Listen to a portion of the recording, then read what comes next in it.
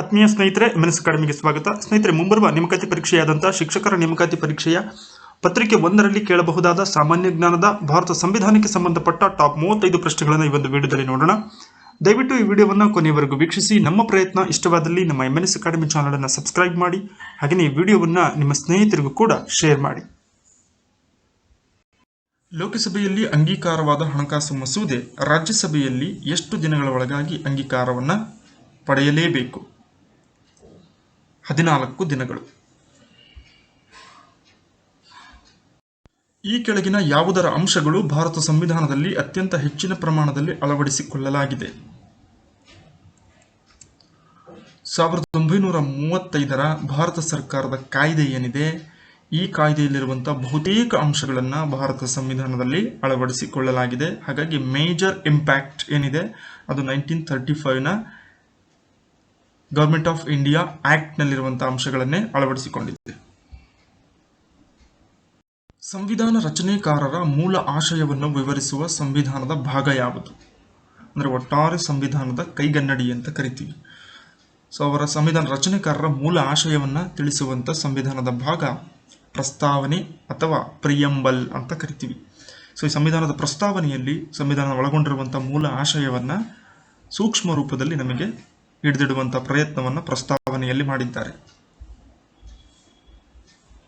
ಭಾರತ ಸಂವಿಧಾನದ ಪ್ರಸ್ತಾವನೆಯನ್ನು ಯಾವ ದೇಶದ ಸಂವಿಧಾನದಿಂದ ಎರವಲಾಗಿ ಪಡೆಯಲಾಗಿದೆ? ಅಂದರೆ ನಮ್ಮ ದೇಶದಲ್ಲಿ ಸಂವಿಧಾನದಲ್ಲಿ ಪ್ರಸ್ತಾವನೆಯನ್ನು ಅಳವಡಿಸಿದ್ದಾರಲ್ಲ, ಇದನ್ನ ಯಾವ ದೇಶದ ಸಂವಿಧಾನದಿಂದ ನಾವು ಎರವಲಾಗಿ ಪಡೆದುಕೊಂಡಿದ್ದೇವೆ? ಅಮೆರಿಕ ಸಂವಿಧಾನದಿಂದ. ಭಾರತದ ಸಂವಿಧಾನದ ರಚನೆಯ ಪರಿಕಲ್ಪನೆಯನ್ನು ಮೊದಲ ಬಾರಿಗೆ ನೀಡಿದವರು ಯಾರು? MN ರಾಯ್. MN ರಾಯ್ ರವರು 1934ರಲ್ಲಿನೇ ಭಾರತೀಯರಿಗೆ ತಕ್ಕ ಹಾಗೆ ಸಂವಿಧಾನದ ಪರಿಕಲ್ಪನೆಯನ್ನ ಅಥವಾ ಸಂವಿಧಾನದ ರಚನೆ ಆಗಬೇಕು ಅನ್ನುವಂಥ ಹಕ್ಕೊತ್ತಾಯವನ್ನ ಅಥವಾ ಅದರ ಪರಿಕಲ್ಪನೆಯನ್ನ ಮೊದಲ ಬಾರಿಗೆ ನೀಡಿರ್ತಾರೆ. ಸಂಸದೀಯ ಪದ್ಧತಿ ಮತ್ತು ದ್ವಿಸದನಗಳ ಬಗ್ಗೆ ವಿಷಯವನ್ನು ಯಾವ ಸಂವಿಧಾನದಿಂದ ಎರವಲು ಪಡೆಯಲಾಗಿದೆ? ಬ್ರಿಟನ್ ಸಂವಿಧಾನದಿಂದ. ಸಂಸತ್ ವ್ಯವಸ್ಥೆಯ ಪದ್ಧತಿ ಮತ್ತು ದ್ವಿಸದನಗಳ ಬಗ್ಗೆ ಮಾಹಿತಿಯನ್ನು ನಾವು ಈ ಒಂದು ಸಂವಿಧಾನದಿಂದ ಎರವಲಾಗಿ ಪಡೆದು ನಮ್ಮ ಸಂವಿಧಾನದಲ್ಲಿ ಅಳವಡಿಕೆಯನ್ನು ಮಾಡಲಾಗಿದೆ. ಯುನೆಸ್ಕೋ 2020ರ ವರ್ಷವನ್ನು ಯಾವ ವರ್ಷವೆಂದು ಆಚರಿಸಲು ನಿರ್ಧರಿಸಿದೆ ಅಥವಾ ಆಚರಿಸಿತ್ತು? ಸರಿ ಉತ್ತರ ಶಬ್ದ ವರ್ಷ ಅಂತ ಕರಿತೀವಿ. ಜಾಗತಿಕ ಮಟ್ಟದಲ್ಲಿ ಶಬ್ದದ ಮಹತ್ವವನ್ನು ಎತ್ತಿ ತೋರಿಸುವ ಜಾಗತಿಕ ಪ್ರಯತ್ನವಾಗಿ, ಹಾಗೆಯೇ ಧ್ವನಿಗೆ ಸಂಬಂಧಿಸಿದ ಸಮಸ್ಯೆಗಳನ್ನು ರಾಷ್ಟ್ರೀಯ ಮತ್ತು ಅಂತಾರಾಷ್ಟ್ರೀಯ ಮಟ್ಟದಲ್ಲಿ ಅರ್ಥ ಮಾಡಿಕೊಳ್ಳಲು ಯುನೆಸ್ಕೋ 2020ನೇ ವರ್ಷವನ್ನು ಶಬ್ದ ವರ್ಷವೆಂದು ಆಚರಣೆ ಮಾಡಿತು. ಈ ಕೆಳಗಿನ ಯಾವುದು ಭಾರತದ ಪ್ರಥಮ ಕಾರ್ಮಿಕ ಸಂಘವಾಗಿದೆ? ಇದಕ್ಕೆ ಸರಿ ಉತ್ತರ ಅಖಿಲ ಭಾರತ ಕಾಂಗ್ರೆಸ್ ಕಾರ್ಮಿಕ ಸಂಘ ಏನಿದೆ, ಇದು ಭಾರತದ ಪ್ರಥಮ ಕಾರ್ಮಿಕ ಸಂಘವಾಗಿದೆ. ಬಜೆಟ್ ಅಧಿವೇಶನ ಆರಂಭಕ್ಕೂ ಮುನ್ನ ಸದನವನ್ನು ಉದ್ದೇಶಿಸಿ ಈ ಕೆಳಗಿನ ಯಾರು ಭಾಷಣ ಮಾಡುವರು? ಪ್ರಧಾನಮಂತ್ರಿ, ಲೋಕಸಭಾ ಸ್ಪೀಕರ್, ರಾಷ್ಟ್ರಪತಿ ಮತ್ತು ಉಪರಾಷ್ಟ್ರಪತಿ. ಸರಿಯಾದಂಥ ಉತ್ತರ ರಾಷ್ಟ್ರಪತಿಗಳು. ವರ್ಷದಲ್ಲಿ 3 ಬಾರಿ ಅಧಿವೇಶನಗಳು ನಡೀತವೆ. ಒಂದು ಬಜೆಟ್ ಅಧಿವೇಶನ, ಇನ್ನೊಂದು ಮಳೆಗಾಲದ ಅಧಿವೇಶನ, ಮತ್ತೊಂದು ಚಳಿಗಾಲದ ಅಧಿವೇಶನ. ಇದರಲ್ಲಿ ಪ್ರಾರಂಭದಲ್ಲಿ ನಡೆಯುವಂಥದ್ದು ಬಜೆಟ್ ಅಧಿವೇಶನ. ಈ ಬಜೆಟ್ ಅಧಿವೇಶನ ಆರಂಭವಾಗುವುದಕ್ಕಿಂತ ಮುಂಚೆ ರಾಷ್ಟ್ರಪತಿಗಳು ಉಭಯ ಸದನಗಳನ್ನು ಉದ್ದೇಶಿಸಿ ಭಾಷಣವನ್ನು ಮಾಡುತ್ತಾರೆ. ಸಂವಿಧಾನ ತಿದ್ದುಪಡಿಯನ್ನು ಈ ಕೆಳಗಿನ ಯಾವ ವಿಧಾನದ ಮೂಲಕ ಮಾಡುವರು? ಆಯ್ಕೆ 1 ಸರಳ ಬಹುಮತದೊಂದಿಗೆ ತಿದ್ದುಪಡಿ, ವಿಶೇಷ ಬಹುಮತದೊಂದಿಗೆ ತಿದ್ದುಪಡಿ, ವಿಶೇಷ ಬಹುಮತದ ಜೊತೆಗೆ ರಾಜ್ಯ ವಿಧಾನಸಭೆಗಳ ಒಪ್ಪಿಗೆಯೊಂದಿಗೆ ತಿದ್ದುಪಡಿ. 4ನೇ ಆಯ್ಕೆ ಮೇಲಿನ ಎಲ್ಲವೂ. ಹಾಗಾದರೆ ಸಂವಿಧಾನ ತಿದ್ದುಪಡಿಯನ್ನು ಯಾವ ಕ್ರಮದ ಮೂಲಕ ಮಾಡ್ತಾರೆ ಅಂದರೆ ಆಯ್ಕೆ 4 ಮೇಲಿನ ಎಲ್ಲವೂ. ₹1 ನೋಟಿನ ಮೇಲೆ ಯಾರ ಸಹಿ ಇರುತ್ತದೆ? ಕೇಂದ್ರ ಹಣಕಾಸು ಕಾರ್ಯದರ್ಶಿ, ಫೈನಾನ್ಸ್ ಸೆಕ್ರೆಟರಿ ಅಂತ ಕರಿತೀವಿ. ಇವರ ಒಂದು ಸಹಿ ₹1 ನೋಟಿನ ಮೇಲೆ ಇರುತ್ತದೆ. ಪ್ರಸ್ತುತ ಕೇಂದ್ರ ಹಣಕಾಸು ಕಾರ್ಯದರ್ಶಿ ಏನಿದ್ದಾರೆ ಅತನು ಚಕ್ರವರ್ತಿ ಎನ್ನುವಂಥವರಾಗಿದ್ದಾರೆ. ಇನ್ನುಳಿದಂಥ ಎಲ್ಲ ನೋಟುಗಳ ಮೇಲೆ ನಾವು RBI ಗವರ್ನರ್ ಸಹಿಯನ್ನು ಕಾಣಬಹುದು. ಸಂವಿಧಾನದ 71 ಉಪವಿಧಿ 1ರ ಅನ್ವಯ ಈ ಕೆಳಗಿನ ಯಾರ ನೇಮಕದ ಬಗ್ಗೆ ತಿಳಿಸುತ್ತದೆ. ಅಂದರೆ ಸಂವಿಧಾನದ 71 ಉಪವಿಧಿ 1 ಏನಿದೆ ಇದು ಯಾರ ನೇಮಕದ ಬಗ್ಗೆ ತಿಳಿಸುತ್ತದೆ. ಸೊ ಪ್ರಧಾನಮಂತ್ರಿ ಏನಿದ್ದಾರೆ ಈ ಪ್ರಧಾನಮಂತ್ರಿಯ ನೇಮಕದ ಬಗ್ಗೆ ಸಂವಿಧಾನದ 71 ಉಪವಿಧಿ 1 ಮಾಹಿತಿಯನ್ನು ನೀಡುತ್ತದೆ. ಸಂಸದೀಯ ಸಮಿತಿಗಳಿಗೆ ಮುಖ್ಯಸ್ಥರನ್ನು ಯಾರು ನೇಮಕ ಮಾಡುವರು? ರಾಷ್ಟ್ರಪತಿ, ಉಪರಾಷ್ಟ್ರಪತಿ, ಪ್ರಧಾನಮಂತ್ರಿ, ಲೋಕಸಭಾ ಸ್ಪೀಕರ್. ಇದಕ್ಕೆ ಲೋಕಸಭಾ ಸ್ಪೀಕರ್ ಅವರು ಸಂಸದೀಯ ಸಮಿತಿಗಳಿಗೆ ಪಾರ್ಲಿಮೆಂಟರಿ ಕಮಿಟೀಸ್ ಅಂತ ಕರಿತೀವಿ, ಅವುಗಳನ್ನು ನೇಮಕ ಮಾಡಿದಾಗ ಆ ಮುಖ್ಯಸ್ಥರನ್ನು ಕೂಡ ಇವರೇ ನೇಮಕ ಮಾಡ್ತಾರೆ. ಲೋಕಸಭಾ ಸ್ಪೀಕರ್ ಅನ್ನು ವಜಾ ಮಾಡುವ ಬಗ್ಗೆ ವಿವರಿಸುವ ಸಂವಿಧಾನದ ವಿಧಿಗಳು ಯಾವುವು? 94 ಮತ್ತು 96 ಈ ವಿಧಿಗಳು ಲೋಕಸಭಾ ಸ್ಪೀಕರ್ ಅವರನ್ನು ತಮ್ಮ ಅಧಿಕಾರದಿಂದ ವಜಾ ಮಾಡುವಂತಹ ಕ್ರಮಗಳ ಬಗ್ಗೆ ವಿವರಣೆಯನ್ನ ನೀಡ್ತಾರೆ. ಲೋಕಸಭಾ ಸ್ಪೀಕರ್ ಲೋಕಸಭಾ ಸದಸ್ಯರಲ್ಲಿಯೇ ಒಬ್ಬರನ್ನ ಅವರು ಸ್ಪೀಕರ್ ಅನ್ನಾಗಿ ಆಯ್ಕೆ ಮಾಡಿಕೊಂಡಿರ್ತಾರೆ. 1962ರಲ್ಲಿ ಯಾವ ಎರಡು ದೇಶಗಳ ನಡುವಿನ ಯುದ್ಧದ ಕಾರಣದಿಂದ ರಾಷ್ಟ್ರೀಯ ತುರ್ತು ಪರಿಸ್ಥಿತಿ ಘೋಷಿಸಲಾಗಿತ್ತು? ಇಂಡೋ ಚೀನಾ ವಾರ್ ಅಂತ ಕರಿತೀವಿ. 1961-62ರಲ್ಲಿ ನಡೆದಂಥ ಈ ಯುದ್ಧದ ಸಂದರ್ಭದಲ್ಲಿ ರಾಷ್ಟ್ರೀಯ ತುರ್ತು ಪರಿಸ್ಥಿತಿ ದೇಶದಲ್ಲಿ ಘೋಷಣೆಯಾಗಿತ್ತು. ರಾಜ್ಯಗಳಲ್ಲಿ ಹೇರಲಾಗುವ ರಾಷ್ಟ್ರಪತಿ ಆಳ್ವಿಕೆಯ ಬಗ್ಗೆ ವಿವರಿಸುವಂತಹ ಸಂವಿಧಾನದ ವಿಧಿ ಯಾವುದು? 356ನೇ ವಿಧಿ. ಸೊ ಕನ್ಫ್ಯೂಷನ್ ಮಾಡ್ಕೋಬೇಡಿ. 352 ರಾಷ್ಟ್ರೀಯ ತುರ್ತು ಪರಿಸ್ಥಿತಿ, 356 ರಾಜ್ಯಗಳಲ್ಲಿ ಹೇರಲಾಗುವಂತಹ ರಾಷ್ಟ್ರಪತಿ ಆಳ್ವಿಕೆ. ಸೊ ರಾಜ್ಯ ಹಂತದಲ್ಲಿ ರಾಷ್ಟ್ರಪತಿ ಆಳ್ವಿಕೆಯನ್ನು ಹೇಳಲಿಕ್ಕೆ ಬಹುಮುಖ್ಯ ಕಾರಣ ಅಲ್ಲಿ ಅಧಿಕಾರದಲ್ಲಿರುವಂತಹ ಸರ್ಕಾರ ಏನಿದೆ ವಿಶ್ವಾಸವನ್ನು ಕಳೆದುಕೊಂಡಾಗ ಅಂತಹ ಸಂದರ್ಭಗಳಲ್ಲಿ ರಾಷ್ಟ್ರಪತಿ ಆಳ್ವಿಕೆಯನ್ನು ಆ ಒಂದು ರಾಜ್ಯಗಳಲ್ಲಿ ಏರಿಕೆಯನ್ನು ಮಾಡ್ತಾರೆ. ಭಾರತದ ಒಕ್ಕೂಟದಲ್ಲಿ ರಾಜ್ಯವನ್ನು ರೂಪಿಸುವ ಅಧಿಕಾರ ಯಾರಿಗಿದೆ? ಸರ್ವೋಚ್ಚ ನ್ಯಾಯಾಲಯ, ಭಾರತದ ಸಂಸತ್ತು, ರಾಜ್ಯಸಭೆ, ಕೇಂದ್ರ ಸಂಪುಟ. ಆಯ್ಕೆ 2 ಭಾರತದ ಸಂಸತ್ತಿಗೆ ಹೊಸ ರಾಜ್ಯವನ್ನು ರೂಪಿಸುವಂಥ ಅಧಿಕಾರ ಇದೆ. ಇದರ ಬಗ್ಗೆ ವಿವರಣೆಯನ್ನು ನೀಡುವಂಥದ್ದು ಆರ್ಟಿಕಲ್ 3. ಈ ಕೆಳಕಂಡ ಯಾವ ಆಧಾರದ ಮೇಲೆ ಭಾರತದ ಪ್ರಜೆಗಳ ನಡುವೆ ತಾರತಮ್ಯ ಮಾಡುವುದನ್ನು ಭಾರತೀಯ ಸಂವಿಧಾನ ನಿಷೇಧಿಸುತ್ತದೆ? ಜಾತಿ ಮತ್ತು ಧರ್ಮ, ಧರ್ಮ, ಜಾತಿ, ಜನಾಂಗ, ಧರ್ಮ ಮತ್ತು ಲಿಂಗ, ಧರ್ಮ, ಜನಾಂಗ, ಲಿಂಗ ಮತ್ತು ಹುಟ್ಟಿದ ಸ್ಥಳ. ಸರಿಯಾದಂತಹ ಆಯ್ಕೆ 4. ಯಾವುದೇ ಒಬ್ಬ ವ್ಯಕ್ತಿಯನ್ನು ಆತನ ಧರ್ಮದಿಂದ, ಜನಾಂಗದಿಂದ, ಲಿಂಗದಿಂದ ಮತ್ತು ಹುಟ್ಟಿದ ಸ್ಥಳದಿಂದ ತಾರತಮ್ಯವನ್ನು ಮಾಡುವುದನ್ನು ಭಾರತೀಯ ಸಂವಿಧಾನ ನಿಷೇಧಿಸುತ್ತದೆ.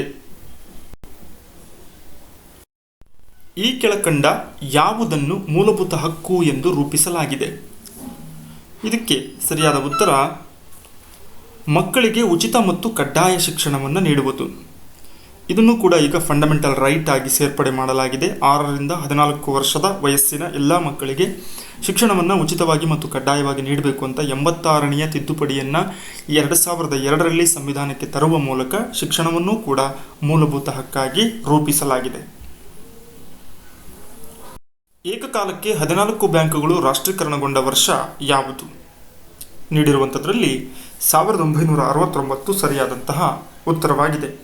ಜುಲೈ 19, 1969ರಂದು 14 ಬ್ಯಾಂಕುಗಳನ್ನು ಅಂದಿನ ಪ್ರಧಾನಮಂತ್ರಿಯಾಗಿದ್ದಂಥ ಇಂದಿರಾ ಗಾಂಧಿ ಅವರು ರಾಷ್ಟ್ರೀಕರಣವನ್ನು ಮಾಡ್ತಾರೆ. ಅದಲ್ಲದೆ ಏಪ್ರಿಲ್ 15, 1980ರಲ್ಲಿ ಶ್ರೀಮತಿ ಇಂದಿರಾ ಗಾಂಧಿಯವರು ಮತ್ತೆ 6 ಬ್ಯಾಂಕ್ಗಳನ್ನು ರಾಷ್ಟ್ರೀಕರಣಗೊಳಿಸಿದರು. ಒಟ್ಟಾರೆಯಾಗಿ ಇಂದಿರಾ ಗಾಂಧಿಯವರ ಕಾಲಾವಧಿಯಲ್ಲಿ ರಾಷ್ಟ್ರೀಕರಣವಾದಂತಹ ಬ್ಯಾಂಕುಗಳ ಸಂಖ್ಯೆ 20 ಆಗಿದೆ.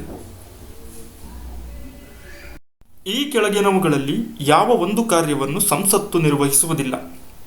ಅದು ಕಾನೂನನ್ನು ಮಾಡುತ್ತದೆ, ಅದು ಮಂತ್ರಿಗಳ ಮೇಲೆ ಹಿಡಿತ ಸಾಧಿಸುತ್ತದೆ, ಅದು ಸರ್ವೋಚ್ಚ ನ್ಯಾಯಾಲಯದ ನ್ಯಾಯಾಧೀಶರನ್ನು ನೇಮಕ ಮಾಡುತ್ತದೆ, ಹಾಗೆಯೇ 4ನೇದು ರಾಷ್ಟ್ರಪತಿಯವರ ಚುನಾವಣೆಯಲ್ಲಿ ಭಾಗವಹಿಸುತ್ತದೆ. ಯಾವ ಕಾರ್ಯವನ್ನು ಮಾಡುವುದಿಲ್ಲ ಅಂದರೆ ಆಯ್ಕೆ 3 ಸರ್ವೋಚ್ಚ ನ್ಯಾಯಾಲಯದ ನ್ಯಾಯಾಧೀಶರನ್ನು ನೇಮಕ ಮಾಡುವುದಿಲ್ಲ, ಅವರನ್ನು ನೇಮಕ ಮಾಡುವಂಥವರು ರಾಷ್ಟ್ರಪತಿಗಳಾಗಿರ್ತಾರೆ. ಭಾರತದಲ್ಲಿ ಮುಸ್ಲಿಮರ ಅಭಿವೃದ್ಧಿಯ ಸಾಪೇಕ್ಷ ಸ್ಥಿತಿ ಕುರಿತಂತೆ ತನಿಖೆ ನಡೆಸಿದಂಥ ಆಯೋಗ ಯಾವುದು? ಜಸ್ಟಿಸ್ ರಾಜೇಂದ್ರ ಸಾಚಾರ್ ರವರ ಆಯೋಗ, ಸಾಚಾರ್ ಕಮಿಟಿ ಅಂತ ಕರಿತೀವಿ. ಮಾರ್ಚ್ 2005ರಲ್ಲಿ ಇದನ್ನು ನೇಮಕ ಮಾಡಲಾಯಿತು. ಮುಸ್ಲಿಮರ ಆರ್ಥಿಕ ಮತ್ತು ಸಾಮಾಜಿಕ ಶೈಕ್ಷಣಿಕ ಸ್ಥಿತಿಗತಿಗಳ ಬಗ್ಗೆ ಅಧ್ಯಯನವನ್ನು ಮಾಡಲಿಕ್ಕೆ ಈ ಒಂದು ಸಚಾರ್ ಕಮಿಟಿಯನ್ನು ನೇಮಕ ಮಾಡಲಾಗಿತ್ತು. ಭಾರತದ ಸಾರ್ವಜನಿಕ ಹಣದ ಪಾಲಕರೆಂದು ಯಾರನ್ನು ಕರೆಯುವರು? ಭಾರತದ ಕಂಟ್ರೋಲ್ ಅಂಡ್ ಆಡಿಟರ್ ಜನರಲ್, ಹಣಕಾಸು ಸಚಿವರು, ಯೋಜನಾ ಆಯೋಗ, ಹಣಕಾಸು ಆಯೋಗ. ಆಯ್ಕೆ 1, ಭಾರತದ ಕಂಟ್ರೋಲರ್ ಅಂಡ್ ಆಡಿಟರ್ ಜನರಲ್ ರವರನ್ನ ಭಾರತ ಸರ್ಕಾರದ ಸಾರ್ವಜನಿಕ ಹಣದ ಪಾಲಕರು ಅಂತ ಕರೀತಾರೆ. ಸಂವಿಧಾನದ ಯಾವ ವಿಧಿಯು 14 ವರ್ಷಕ್ಕಿಂತ ಕಡಿಮೆ ವಯಸ್ಸಿನ ಮಕ್ಕಳನ್ನು ಕಾರ್ಖಾನೆ, ಗಣಿ ಅಥವಾ ಇತರ ಅಪಾಯಕಾರಿ ಕೆಲಸದಲ್ಲಿ ತೊಡಗಿಸುವುದನ್ನು ನಿಷೇಧಿಸುತ್ತದೆ? ಬಾಲಕಾರ್ಮಿಕ ಪದ್ಧತಿಯ ನಿಷೇಧದ ಬಗ್ಗೆ ವಿವರಣೆಯನ್ನು ನೀಡುವಂಥ ಸಂವಿಧಾನದ ವಿಧಿ ಯಾವುದು? ಆಯ್ಕೆ 1, ಆರ್ಟಿಕಲ್ 24ನೇ ವಿಧಿ. ಇದು 14 ವರ್ಷದ ವಯಸ್ಸಿನ ಮಕ್ಕಳಿಗೆ ಅಪಾಯಕಾರಿ ಕೆಲಸಗಳಲ್ಲಿ ಬಳಸಿಕೊಳ್ಳುವಂಥದ್ದು ಕಾನೂನಿನ ಪ್ರಕಾರ ನಿಷೇಧ ಮತ್ತು ಶಿಕ್ಷಾರ್ಹ ಎನ್ನುವುದನ್ನು ತಿಳಿಸುತ್ತದೆ. ರಾಜ್ಯ ನಿರ್ದೇಶಕ ತತ್ವಗಳು ಸಂವಿಧಾನದ ಎಷ್ಟನೇ ಭಾಗದಲ್ಲಿ ವಿವರಿಸಲಾಗಿದೆ? ಆಯ್ಕೆ 1, 4ನೇ ಭಾಗದಲ್ಲಿ ವಿವರಿಸಲಾಗಿದೆ. ಸುಖಿ ರಾಜ್ಯವನ್ನು ರೂಪಿಸುವ ಸಲುವಾಗಿ ಕೇಂದ್ರ ಮತ್ತು ರಾಜ್ಯ ಸರ್ಕಾರಗಳಿಗೆ ರೂಪಿಸಿರುವಂಥ ತತ್ವಗಳು. ಇವುಗಳ ಬಗ್ಗೆ ಮಾಹಿತಿಯನ್ನು ನೀಡುವಂತಹ ಸಂವಿಧಾನದ ಭಾಗ 4 ವಿಧಿಗಳು 36ನೇ ವಿಧಿಯಿಂದ 51ನೇ ವಿಧಿ. ಈ ಕೆಳಗಿನವುಗಳಲ್ಲಿ ಯಾವ ಹಕ್ಕನ್ನು ಮೂಲಭೂತ ಹಕ್ಕುಗಳಿಂದ ತೆಗೆದುಹಾಕಲಾಯಿತು? ಪ್ರಾಪರ್ಟಿ ರೈಟ್ ಅಂತ ಕರಿತೀವಿ. 44ನೇ ತಿದ್ದುಪಡಿ 1978ರಲ್ಲಿ ಮಾಡುವ ಮೂಲಕ ಅಲ್ಲಿಯವರೆಗೂ ಫಂಡಮೆಂಟಲ್ ರೈಟ್ ಮೂಲಭೂತ ಹಕ್ಕುಗಳ ಪಟ್ಟಿಯಲ್ಲಿದ್ದಂಥ ಆಸ್ತಿಯ ಹಕ್ಕನ್ನು ಲೀಗಲ್ ರೈಟ್ ಆಗಿ, ಕಾನೂನುಬದ್ಧ ಹಕ್ಕಾಗಿ ಅದನ್ನು ಉಳಿಸಿಕೊಳ್ಳಲಾಯಿತು. ಮೂಲಭೂತ ಹಕ್ಕುಗಳಿಂದ ಇದನ್ನು ತೆಗೆದುಹಾಕಲಾಯಿತು. ಕಾಪಿಪೋಸಾ ಆಕ್ಟ್ ಏನಿದೆ, ಇದನ್ನು ಏನನ್ನು ನಿರ್ಮೂಲನೆಗೊಳಿಸಲು ರೂಪಿಸಲಾಗಿದೆ? ಲಂಚಗುಳಿತನ, ವರದಕ್ಷಿಣೆ, ಕಳ್ಳಸಾಗಾಣಿಕೆ, ಲಾಭಕೋರತನ. ಆಯ್ಕೆ 3, ಕಳ್ಳಸಾಗಾಣಿಕೆಯನ್ನು ತಡೆಯುವ ಸಲುವಾಗಿ ಕೇಂದ್ರ ಸರ್ಕಾರ 1974ರಲ್ಲಿ ಜಾರಿಗೆ ತಂದಂತಹ ಆಕ್ಟ್ ಏನಿದೆ, ಕಾಪಿಪೋಸಾ ಆಕ್ಟ್ ಅಂತ ಕರಿತೀವಿ. ಆಗ ಇಂದಿರಾ ಗಾಂಧಿಯವರು ಪ್ರಧಾನಮಂತ್ರಿಯಾಗಿದ್ದರು. ಮೂಲ ಉದ್ದೇಶ ಕಳ್ಳ ಸಾಗಾಣಿಕೆಯನ್ನು ತಡೆಯುವಂಥದ್ದಾಗಿತ್ತು. ಪಂಚಾಯತ್ ರಾಜ್ ವ್ಯವಸ್ಥೆಯನ್ನು ಮೊದಲು ಜಾರಿಗೊಳಿಸಿದಂಥ ರಾಜ್ಯ ಯಾವುದು? ರಾಜಸ್ಥಾನ್ ಸರಿಯಾದಂತಹ ಉತ್ತರವಾಗಿದೆ. 1959 ಅಕ್ಟೋಬರ್ 2ರಂದು ಅಂದಿನ ಪ್ರಧಾನಮಂತ್ರಿಯಾಗಿದ್ದಂತಹ ಜವಾಹರ್ಲಾಲ್ ನೆಹರೂರವರು ರಾಜಸ್ಥಾನದ ನಾಗೋರ್ ಡಿಸ್ಟಿಕ್ನಲ್ಲಿ ಮೊಟ್ಟ ಮೊದಲ ಬಾರಿಗೆ ಪಂಚಾಯತ್ ರಾಜ್ ವ್ಯವಸ್ಥೆಯನ್ನು ಉದ್ಘಾಟನೆಯನ್ನು ಮಾಡ್ತಾರೆ. ಚುನಾವಣಾ ಆಯೋಗವನ್ನು ಯಾವ ವಿಧಿಯ ಅನ್ವಯ ಸ್ಥಾಪಿಸಲಾಯಿತು? ಸಂವಿಧಾನದ 324ನೇ ವಿಧಿ ಅನ್ವಯ ಭಾರತದಲ್ಲಿ ಚುನಾವಣಾ ಆಯೋಗವನ್ನು ಸ್ಥಾಪನೆ ಮಾಡಲಾಗಿದೆ. ಭಾರತದಲ್ಲಿ ನಡೆಯುವಂಥ ಚುನಾವಣೆಗಳ ನಡೆಸುವಂತಹ ಜವಾಬ್ದಾರಿಯನ್ನು ಚುನಾವಣಾ ಆಯೋಗ ಹೊಂದಿರುತ್ತದೆ. ಪ್ರಸ್ತುತ ಚುನಾವಣಾ ಆಯೋಗದ ಮುಖ್ಯ ಆಯುಕ್ತರು ಸುನಿಲ್ ಅರೋರಾ. ನಮ್ಮ ರಾಷ್ಟ್ರಧ್ವಜವನ್ನು ಯಾವಾಗ ಅಂಗೀಕರಿಸಲಾಯಿತು? ಇದಕ್ಕೆ ಸರಿಯಾದ ಉತ್ತರ ಜುಲೈ 22, 1947ರಂದು ಸಂವಿಧಾನ ರಚನಾ ಸಭೆಯಲ್ಲಿ ಭಾರತದ ರಾಷ್ಟ್ರಧ್ವಜವನ್ನು ಅಂಗೀಕಾರ ಮಾಡಲಾಯಿತು. ಇನ್ನು ರಾಷ್ಟ್ರಧ್ವಜದಲ್ಲಿ 3 ಬಣ್ಣಗಳನ್ನು ಕಾಣ್ತೇವೆ: ಕೇಸರಿ, ಬಿಳಿ, ಹಸಿರು. ಮಧ್ಯದಲ್ಲಿ ಅಶೋಕ ಚಕ್ರವನ್ನು ನಾವು ಕಾಣಬಹುದು. ರಾಷ್ಟ್ರ ಲಾಂಛನದಲ್ಲಿರುವಂತಹ ಸತ್ಯಮೇವ ಜಯತೆ ಎಂಬ ವಾಕ್ಯವು ಯಾವ ಲಿಪಿಯಲ್ಲಿದೆ? ದ್ರಾವಿಡ, ದೇವನಾಗರಿ, ಕುರೋಷ್ಟಿ ಮತ್ತು ಬ್ರಾಹ್ಮಿ. ಸರಿಯಾದ ಉತ್ತರ ದೇವನಾಗರಿ ಲಿಪಿಯಲ್ಲಿ ಕಾಣ್ತೀವಿ. ನಮ್ಮ ರಾಷ್ಟ್ರ ಲಾಂಛನದಲ್ಲಿ ಸತ್ಯಮೇವ ಜಯತೆ ಎಂಬ ವಾಕ್ಯ ಇದ್ದು ಇದನ್ನು ಮಂಡೂಕ ಉಪನಿಷತ್ನಿಂದ ಆಯ್ದುಕೊಳ್ಳಲಾಗಿದೆ. ಇದರ ಒಂದು ರಚನಾ ಲಿಪಿ ಏನಿದೆ ದೇವನಾಗರಿ ಲಿಪಿ. ಸಂಸತ್ತಿನ ಸದಸ್ಯರಾಗಿರದೆ ಸದನದಲ್ಲಿ ಭಾಗವಹಿಸುವ ಅವಕಾಶ ಯಾರಿಗಿದೆ? ಇವರು ಸಂಸತ್ ಸದಸ್ಯರಲ್ಲ, ಆದರೂ ಕೂಡ ಸದನದಲ್ಲಿ ಇವರು ಭಾಗವಹಿಸುವಂಥ ಹಕ್ಕನ್ನು ಅಥವಾ ಅವಕಾಶವನ್ನು ಹೊಂದಿದ್ದಾರೆ. ಅಟಾರ್ನಿ ಜನರಲ್ ಆಫ್ ಇಂಡಿಯಾ ಅಂತ ಕರಿತೀವಿ. ರಾಷ್ಟ್ರಪತಿಗಳು ಇವರನ್ನು ನೇಮಕ ಮಾಡ್ತಾರೆ. ಭಾರತದ ಅತ್ಯುನ್ನತ ಕಾನೂನು ಅಧಿಕಾರಿಯೂ ಸಮೇತ ಆಗಿರ್ತಾರೆ. AG ಅಂತ ಕರಿತೀವಿ, ಅಟಾರ್ನಿ ಜನರಲ್. ಇವರು ಸಂಸತ್ತಿನ ಸದಸ್ಯರಾಗಿಲ್ಲದಿದ್ದರೂ ಕೂಡ ಸದನದಲ್ಲಿ ಭಾಗವಹಿಸುವಂಥ ಅವಕಾಶವನ್ನು ಹೊಂದಿದ್ದಾರೆ. ಕಾರ್ಗಿಲ್ ವಿಜಯ್ ದಿವಸವನ್ನು ಯಾವಾಗ ಆಚರಿಸುವರು? July 26, June 26, August 26, September 26. ಸರಿಯಾದಂಥ ಉತ್ತರ ಜುಲೈ 26ರಂದು ಕಾರ್ಗಿಲ್ ವಿಜಯ್ ದಿವಸನ್ನು ಆಚರಿಸುವರು. 1999ರಲ್ಲಿ ಭಾರತವು ಪಾಕಿಸ್ತಾನದಲ್ಲಿ ಕಾರ್ಗಿಲ್ ಗಡಿಯಲ್ಲಿ ವಿಜಯವನ್ನು ಸಾಧಿಸಿದಂತಹ ದಿನದ ನೆನಪಿಗಾಗಿ ಜುಲೈ 26ನ ಕಾರ್ಗಿಲ್ ವಿಜಯ್ ದಿವಸ್ ಎಂದು ಆಚರಿಸುವರು. ವಿಶ್ವಸಂಸ್ಥೆಯ ಪ್ರಧಾನ ಕಾರ್ಯದರ್ಶಿ ಯಾರು? Hillary Clinton, Antonio Guterres, Angela Merkel, Richard Williams. ಇವರಲ್ಲಿ ಯುಎನ್ಒದ ಪ್ರಸ್ತುತ ಪ್ರಧಾನ ಕಾರ್ಯದರ್ಶಿಯವರು ಅಟೋನಿಯೋ ಗುಟ್ರಸ್ ರವರು. ಈ ಕೆಳಗಿನ ಯಾರನ್ನು ರಾಷ್ಟ್ರಪತಿಯವರು ನೇಮಕ ಮಾಡುವುದಿಲ್ಲ? ಲೋಕಸಭಾ ಸ್ಪೀಕರ್, ಭಾರತದ ಮುಖ್ಯ ನ್ಯಾಯಮೂರ್ತಿಗಳು, ವಾಯುದಳದ ಮುಖ್ಯಸ್ಥ, ಭೂಸೇನಾ ಮುಖ್ಯಸ್ಥ. ಇದರಲ್ಲಿ ರಾಷ್ಟ್ರಪತಿಯವರು ನೇಮಕ ಮಾಡದೇ ಇರುವಂಥ ವ್ಯಕ್ತಿ ಅಂತೇಳಿದರೆ ಲೋಕಸಭಾ ಸ್ಪೀಕರ್. ಲೋಕಸಭಾ ಸ್ಪೀಕರ್ ರವರು ಸಂಸತ್ ಸದಸ್ಯರೇನಿರ್ತಾರೆ ಅವರಲ್ಲೇ ಒಬ್ಬರನ್ನು ಆಯ್ಕೆ ಮಾಡಿಕೊಳ್ತಾರೆ. ಹಾಗಾಗಿ ರಾಷ್ಟ್ರಪತಿಯವರು ಇವರನ್ನು ಆಯ್ಕೆ ಮಾಡುವುದಿಲ್ಲ.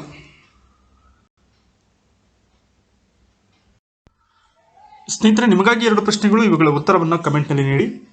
ರಾಜ್ಯಶಾಸ್ತ್ರದ ಪಿತಾಮಹ ಎಂದು ಯಾರನ್ನು ಕರೆಯುವರು? 2ನೇ ಪ್ರಶ್ನೆ, ಇತಿಹಾಸದ ಪಿತಾಮಹ ಎಂದು ಯಾರನ್ನು ಕರೆಯುವರು? ಈ 2 ಪ್ರಶ್ನೆಗಳಿಗೂ ಕಮೆಂಟ್ನಲ್ಲಿ ಉತ್ತರವನ್ನು ನೀಡಿ. ಮುಂದಿನ ಮತ್ತೊಂದು ಉಪಯುಕ್ತ ವಿಡಿಯೋದೊಂದಿಗೆ ತಮ್ಮನ್ನು ಭೇಟಿಯಾಗೋಣ. ಧನ್ಯವಾದಗಳು.